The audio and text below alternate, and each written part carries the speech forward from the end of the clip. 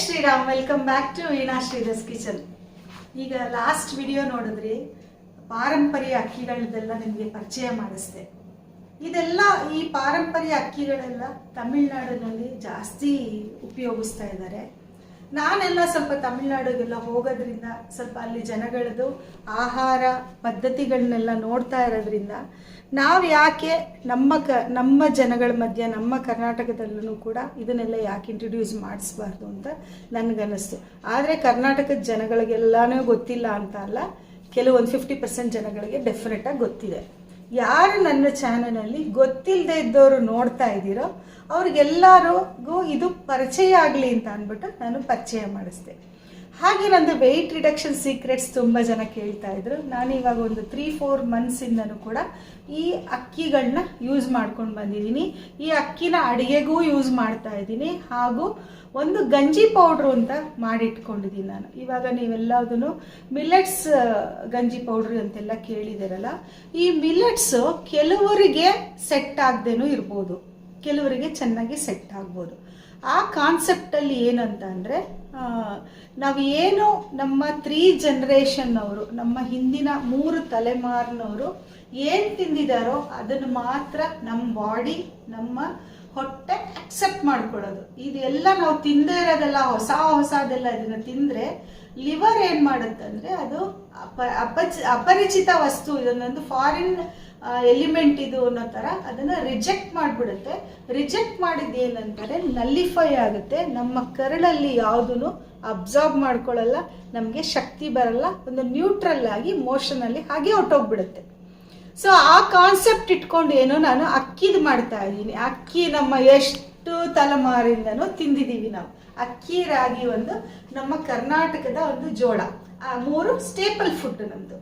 ಈ ಸ್ಟೇಪಲ್ ಫುಡ್ಡಲ್ಲೇ ನಾವು ಶಕ್ತಿಗೂಡಿಸ್ಕೊಳ್ಳೋಣ, ಒಂದು ನಮ್ಮ ಬಾಡಿ ಚೆನ್ನಾಗಿ ಅಕ್ಸೆಪ್ಟ್ ಮಾಡ್ಕೊಳ್ಳಿ, ಇದನ್ನ ಎಲ್ಲರಿಗೂ ಯೂಸ್ ಆಗಲಿ ಅಂತ ಅಂದ್ಬಿಟ್ಟು ನಾನು ಇದು ಗಂಜಿ ಪೌಡ್ರ್ ಮಾಡೋಕ್ಕೆ ಸ್ಟಾರ್ಟ್ ಮಾಡಿದ್ದೀನಿ. ಸೊ ಈ ಗಂಜಿ ಪೌಡ್ರನ್ನ ನಾನು ಹೇಗೆ ಮಾಡ್ತೀನಿ, ಹೇಗೆ ಕ್ಲೀನ್ ಮಾಡ್ತೀನಿ, ಅದು ಎಲ್ಲದೂ ಕೂಡ ನಿಮ್ಮ ಜೊತೆ ಶೇರ್ ಮಾಡ್ಕೊಳ್ತೀನಿ. ಈ ಗಂಜಿ ಪೌಡ್ರು ಬೇಕಾದವರು ಕೂಡ ನಂದು ವಾಟ್ಸಪ್ ನಂಬರ್ಗೆ ಮೆಸೇಜ್ ಮಾಡಿ ನೀವು ಪರ್ಚೇಸ್ ಮಾಡ್ಬೋದು ಇದನ್ನು. ಈ ಗಂಜಿ ಪೌಡ್ರಿಗೆ ನಾನು ನೋಡಿ ಇಷ್ಟು ಥರ ಅಕ್ಕಿಗಳು ಹಾಕ್ತಾ ಇದ್ದೀನಿ. ಇದೆಲ್ಲ ನಾನು ಲಾಸ್ಟ್ ವಿಡಿಯೋನಲ್ಲಿ ಹೇಳಿದಾಗೆ ಆ್ಯಂಟಿ ಕ್ಯಾನ್ಸರ್ಸ್ ಜೊತೆಗೆ ನೋಡಿ, ನಾವು ಅದೆಲ್ಲ ಕ್ಯಾನ್ಸರ್ ಇದರಿಂದ ಗುಣ ಮಾಡ್ತೀನಿ ಅಂತ ಹೇಳ್ತಿಲ್ಲ ನಾನು, ಬಟ್ ಇದೆಲ್ಲ ಯೂಸ್ ಮಾಡಿದ್ರೆ ನಮಗೆ ಕ್ಯಾನ್ಸರ್ ಬರೋದು ಚಾನ್ಸಸ್ ಸ್ವಲ್ಪ ಕಡಿಮೆ ಆಗುತ್ತೆ ಅಂತ ಅಂದ್ಬಿಟ್ಟು ತಿಳಿದವರು ಹೇಳಿರೋದನ್ನ ನಾನು ನಿಮ್ಮ ಜೊತೆ ಶೇರ್ ಮಾಡ್ಕೊಳ್ತಾ ಇದ್ದೀನಿ. ಬಟ್ ನಮ್ಮ ಕೈನಲ್ಲಿ ಏನಂದಿರೋದು ಅಂತ ಅಂದರೆ, ಇದೆಲ್ಲ ಡಯಾಬಿಟೀಸ್ನ ಡೆಫಿನೆಟ್ಟಾಗಿ ಕಂಟ್ರೋಲ್ ಮಾಡುತ್ತೆ, ಹಾಗೂ ವೆಯ್ಟ್ ಕೂಡ ಡೆಫಿನೆಟ್ಟಾಗಿ ಇದರಲ್ಲಿ ಕಡಿಮೆ ಆಗುತ್ತೆ. ನಾನೇ ಅದಕ್ಕೆ ಸಾಕ್ಷಿ. I am very confidently telling this. We can reduce our weight and we can manage our sugar level, ಡಯಾಬಿಟೀಸ್ನು ಕೂಡ ಬ್ಯಾಲೆನ್ಸ್ ಮಾಡಿಕೊಂಡು ಒಂದು ಮಿನಿಮಮ್ ರೀಡಿಂಗ್ಸಲ್ಲಿ ಇಟ್ಕೊಳ್ಬೋದು. ಸೊ ಇದೆಲ್ಲದೂ ಇಂಗ್ರೀಡಿಯೆಂಟ್ಸ್ ನಿಮಗೆ ತೋರಿಸಿದ್ದೀನಿ. ಇವಾಗ ಏನು ಮಾಡಬೇಕು ಅಂತಲೂ ನಾನು ಹೇಳ್ತೀನಿ. ಕೆಲವರು ಇದರಲ್ಲಿ ಬೆಲ್ಲ ಹಾಲು ಹಾಕ್ಕೊಂಡು ಗಂಜಿ ಮಾಡ್ಕೊಳ್ಬೋದು, ಇಲ್ಲದೆ ಆದರೆ ಉಪ್ಪು ಸಕ್ಕರೆ ಹಾಕ್ಕೊಂಡು ಉಪ್ಪು ಮಜ್ಜಿಗೆ ಹಾಕ್ಕೊಂಡು ಮಾಡೋ ಹಾಗೆ. ಇದರಲ್ಲಿ ದೋಸೆ, ರೊಟ್ಟಿ ಇದೆಲ್ಲನೂ ಕೂಡ, ಆಮೇಲೆ ಇದು ಪುಟ್ಟು ನಾನು ತೋರಿಸ್ತೀನಿ ಅದು ಹೇಗೆ ಮಾಡೋದು ಅಂತ ಅಂದ್ಬಿಟ್ಟು, ಅದೆಲ್ಲನೂ ಕೂಡ ಇದರಲ್ಲಿ ಮಾಡ್ಬೋದು. ಮುಂದಿನ ವಿಡಿಯೋಗಳಲ್ಲಿ ಅದೆಲ್ಲ ನಿಮಗೆ ಶೇರ್ ಮಾಡ್ತೀನಿ. ಸೊ ಇವಾಗ ಇದನ್ನು ಹೇಗೆ ಮಾಡೋದು ಅಂತ ನೋಡೋಣ ಬನ್ನಿ.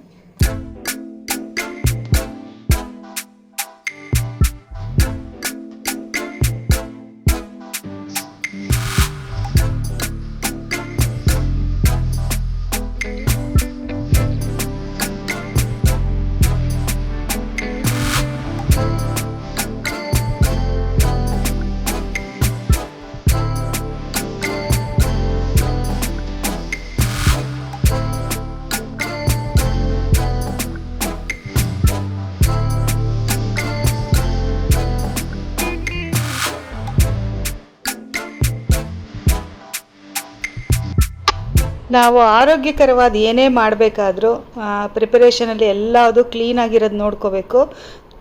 ನಾನು ಒಂದು ಬಕೆಟ್ ನೀರನ್ನು ಇಟ್ಕೊಂಡು ಪಕ್ಕದಲ್ಲಿ ಒಂದು ಒಳ್ಳೆ ಟವಲ್ ಬಟ್ಟೆನ ಇದರಲ್ಲೆಲ್ಲ ಹೊರಳಿಸಿ, ಇವಾಗ ಆಲ್ರೆಡಿ ವಿಡಿಯೋನಲ್ಲಿ ನೋಡಿದ್ರಲ್ಲ ಆ ಥರ ಹೊರಳಿಸಿ 2-3 ಸಲ ಅದನ್ನು ಹಿಂಡಿ ತೆಗೆದು ಆ ಥರ ಮಾಡಿ ಎಲ್ಲದನ್ನೂ ಹಿಂಡಿ ಕ್ಲೀನ್ ಮಾಡಿ ಇಟ್ಕೊಂಡಿದ್ದೀನಿ. Hygiene is very very important. ನಾನು ಏನಂತಂದರೆ ನನ್ನ ಮನಸ್ಸಾಕ್ಷಿಗೆ ಒಪ್ಪೋ ಹಾಗೆ ನಾನು ಹೇಗೆ ಯೂಸ್ ಮಾಡ್ತೀನೋ ಹಾಗೆ ನಿಮಗೂ ಕೂಡ ಎಲ್ಲದೂ ಆರೋಗ್ಯಕರವಾದ ರೆಸಿಪಿಗಳು ಹಾಗೂ ಆರೋಗ್ಯಕರವಾದ ಈ ಎಲ್ಲ ಪ್ರಾಡಕ್ಟ್ಸ್ಗಳನ್ನೂ ಮಾಡಿಕೊಡ್ತಾ ಇದ್ದೀನಿ. ಇದರಲ್ಲಿ ಬಾರ್ಲಿ ಹುರಿದಿದ್ದೀನಿ, ಎಲ್ಲ ಕಾಳು ಬೇಳೆಗಳು ಮತ್ತು 9ರಿಂದ 10 ಥರ ಅಕ್ಕಿಗಳು ಎಲ್ಲದೂ ಹುರಿದಿದ್ದೀನಿ. ಇದರಲ್ಲಿ ನಿಮಗೆ ಬಾಣಲೆಯಲ್ಲಿ ಕಾಣಿಸ್ತಾ ಇಲ್ಲ, ಒಂದೊಂದು ಕಲರ್ ಇದೆ. ಅದರಿಂದ ಯಾವ ಕಲರ್ ಯಾವುದು ಅನ್ನೋದು ಅಷ್ಟು ವಿಡಿಯೋನಲ್ಲಿ ಗೊತ್ತಾಗ್ತಿಲ್ಲ ಅನಿಸುತ್ತೆ. ಆದರೂ ಕೆಲವುದೆಲ್ಲ ವಿಸಿಬಲ್ ಚೇಂಜಸ್ ಇದೆ ಕಲರ್ಸು, ಕೆಲವುದಿಲ್ಲ ಒಂದೇ ಥರ ಕಾಣಿಸುತ್ತೆ.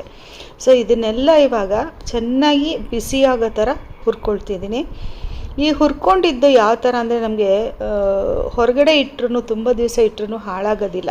ನಾನು ಇದರಲ್ಲಿ ಯಾವುದೇ ಪ್ರಿಸರ್ವೇಟಿವ್ ಆಗಲಿ ಯಾವುದೇ ಇದಾಗಲಿ ನಾನೇನೂ ಯೂಸ್ ಮಾಡಲ್ಲ, ಅಂದರೆ ಯಾವುದೇ ಪ್ರಾಡಕ್ಟು ಯೂಸ್ ಮಾಡಲ್ಲ.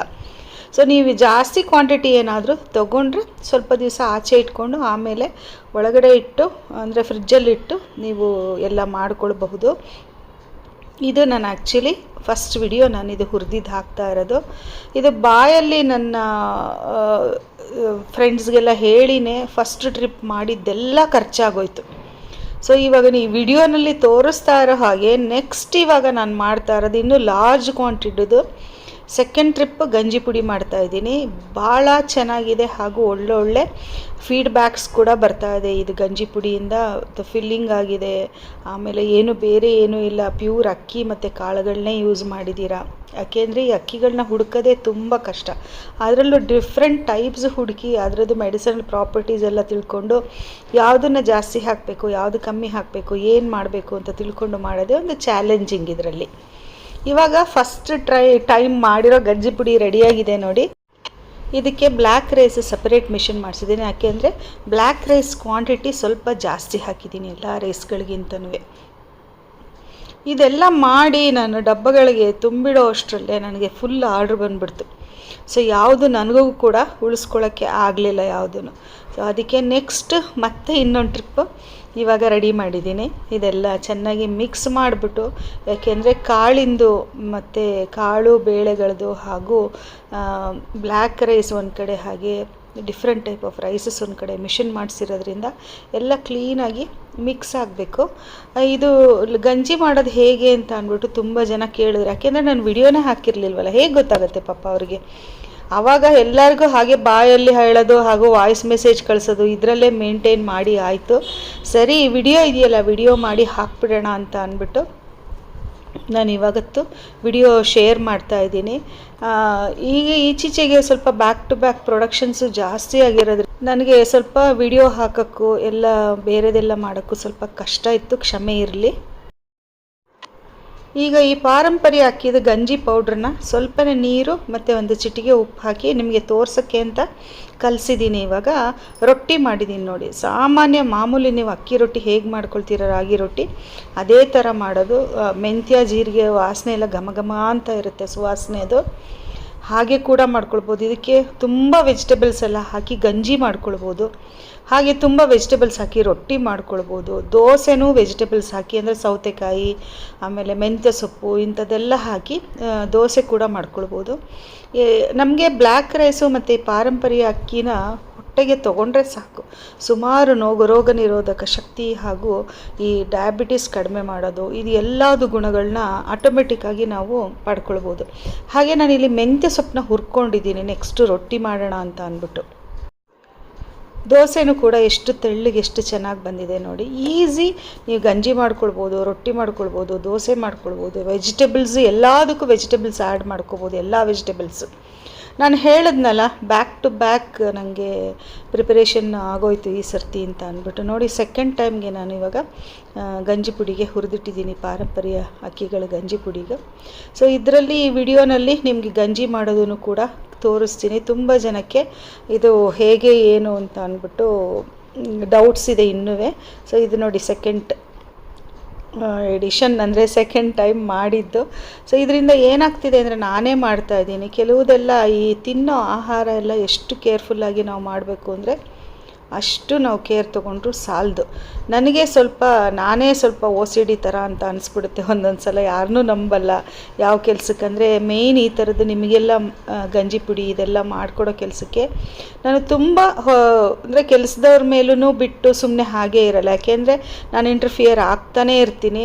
ಈ ಥರ ಸರಿ ಇದೆಯಾ, ಈ ಥರ ಕ್ಲೀನ್ ಆಗಿದೆಯಾ, ಹೇಗಾಗಿದೆ, ಇನ್ನೂ ಏನಾದರೂ ಉಳ್ಕೊಂಡಿದೆಯಾ ಇದರಲ್ಲಿ ಎಲ್ಲ ರೀಚೆಕ್ ಮಾಡ್ತಾನೇ ಇರ್ತೀನಿ ನಾನು.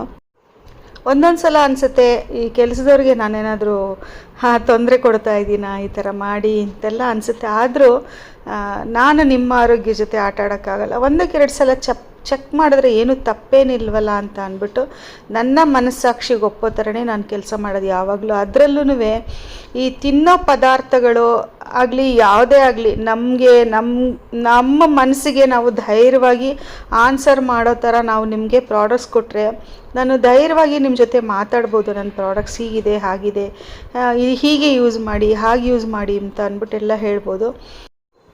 ಸೊ ಎಲ್ಲ ಪ್ರಾಡಕ್ಟ್ಸು ಭಾಳ ಎಚ್ಚರಿಕೆಯಿಂದ ಮಾಡ್ತಾಯಿದ್ದೀನಿ. ತುಂಬ ಕೇರ್ಫುಲ್ಲಾಗಿ ಒಂದು ಪರ್ಸ್ನಲ್ಲಾಗಿ ಕೇರ್ ತೊಗೊಂಡು ಮಾಡ್ತಾಯಿದ್ದೀನಿ. ಇದರಿಂದ ಒಂದೊಂದು ಸಲ ನನಗೂ ಆರೋಗ್ಯ ಒಂಚೂರು ಹೆಚ್ಚು ಕಮ್ಮಿ ಆಗ್ತಾ ಇದೆಯಾ ಅಂತ ಅನಿಸುತ್ತೆ. ಆದರೆ ನನ್ನ ಪ್ರಯತ್ನ ಅಂತೂ ನಂದು ಆ ಕಮಿಟ್ಮೆಂಟು ನನಗೆ ಬಿಡೋಕ್ಕಾಗೋದೇ ಇಲ್ಲ. ಒಬ್ಬೊಬ್ಬರು ನೇಚರ್ ಒಂದೊಂದು ಥರ ಇರುತ್ತೆ.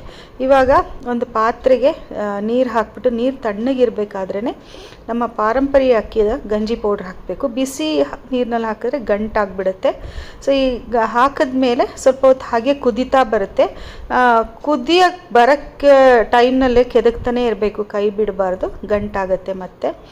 ಸೊ ಈ ಥರ ಕುದಿ ಬಂದಮೇಲೆ ಇವಾಗ ನೀವು ಬೇರೆ ಇದು ನೋಡ್ಕೊಳ್ಬೋದು. ಸಣ್ಣ ಉರಿ ಮಾಡಿಬಿಟ್ಟು ಕುದಿಯೋಕ್ಕೆ ಬಿಡ್ಬೋದು, ಬೇಯಕ್ಕೆ ಬಿಡ್ಬೋದು. ಒಂದು 5 ರಿಂದ 8 ನಿಮಿಷ ಚೆನ್ನಾಗಿ ಬೇಯಲಿ. ಹಸಿ ಆಲ್ರೆಡಿ ನಾನು ಹುರಿದಿರೋದ್ರಿಂದ ಇದೊಂಥರ ನೀವು ಲಡ್ಡು ಕೂಡ ಮಾಡ್ಕೊಳ್ಬೋದು. ಇದರಲ್ಲಿ ಸ್ವೀಟ್ಸ್ ಎಲ್ಲ ಮಾಡ್ಕೊಳ್ಬೋದು. ನಾನು ಇದರಲ್ಲಿ 2 ಲೋಟ ಗಂಜಿಗೆ 2 ಸ್ಪೂನು ದೊಡ್ಡ ಸ್ಪೂನಲ್ಲಿ ಅಗಸೆ ಬೀಜ ತೊಗೊಂಡಿದ್ದೀನಿ. ಈ ಅಗಸೆ ಬೀಜದ ಬಗ್ಗೆ ಒಂಚೂರು ಎಚ್ಚರಿಕೆ ಮಾತು ನಿಮ್ಗೆ ಹೇಳ್ತೀನಿ. ಅಗಸೆ ಬೀಜನ ಒಮೆಗಾ 3 ಫ್ಯಾಟಿ ಆ್ಯಸಿಡ್ಸ್ ಇರೋದ್ರಿಂದ ಪೌಡ್ರು ಮಾಡಿ ಇಟ್ಟರೆ ಅದರಲ್ಲಿ ಒಮೆಗಾ 3 ಫ್ಯಾಟಿ ಆ್ಯಸಿಡ್ಸ್ ಎಲ್ಲದು ಎವಾಪ್ರೇಟ್ ಆಗೋಗುತ್ತೆ. ದೊಡ್ಡವರು ತಿಳಿದವರೆಲ್ಲ ಹೇಳ್ತಾ ಇದ್ದಾರೆ ಪೌಡ್ರು ಮಾಡಿಟ್ಕೊಂಡು ಯೂಸ್ ಮಾಡಬೇಡಿ, ಫ್ರೆಶ್ ಪೌಡ್ರು ಮಾಡಿ ಮಜ್ಜಿಗೆಗೆ ಹಾಕ್ಕೊಂಡು ಕುಡೀರಿ, ಈ ಥರ ಮಾಡಿ ಅಂತ. ಇವಾಗ ತುಂಬ ಜನ ಸ್ಲಿಮ್ಮಿಂಗ್ಗೆ ಅಂತ ಅಂದ್ಬಿಟ್ಟು ಈ ಫ್ಲ್ಯಾಕ್ಸ್ ಸೀಡ್ಸ್ನೆಲ್ಲ ಪೌಡ್ರು ಮಾಡಿ ಸ್ಲಿಮ್ಮಿಂಗ್ ಪೌಡ್ರು ಅಂತೆಲ್ಲ ಅಂದ್ಬಿಟ್ಟು ಯೂಸ್ ಮಾಡ್ತಾ ಇದ್ದಾರೆ. ದಯವಿಟ್ಟು ಖಂಡಿತ ಹಾಗೆ ಯೂಸ್ ಮಾಡಬೇಡಿ. ಅದರಲ್ಲಿ ನಿಮಗೆ ಏನೂ ಇರಲ್ಲ. ಫ್ಲ್ಯಾಕ್ಸ್ ಸೀಡ್ಸ್ ಪೌಡ್ರು ಮಾಡಿ 3 ಡೇಸ್ ಮೇಲೆ ಬರೀ ಒಂದು ಹೊಟ್ಟು ಥರ ಇರುತ್ತೆ ಅಷ್ಟೇ. ಚಟ್ನಿ ಪುಡಿ ಮಾಡಿಕೊಂಡ್ರೂ 2-3 ಡೇಸಲ್ಲಿ ಅದು ಮುಗಿದು ಹೋಗೋ ಥರ ಮಾಡ್ಕೊಳ್ಳಿ.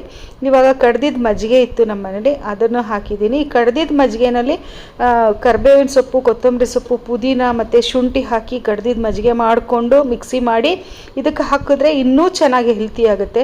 ಈ ಗಂಜಿನಲ್ಲಿ ತುಂಬ ವೇರಿಯೇಷನ್ಸ್ ಇದೆ. ಹಾಗೆ ಫ್ಲ್ಯಾಕ್ಸ್ ಸೀಡ್ಸ್ ಬಗ್ಗೆ ನಾನು ಡೀಟೇಲ್ಸ್ ಕೊಟ್ಟಿರೋದನ್ನು ಮರಿಬೇಡಿ.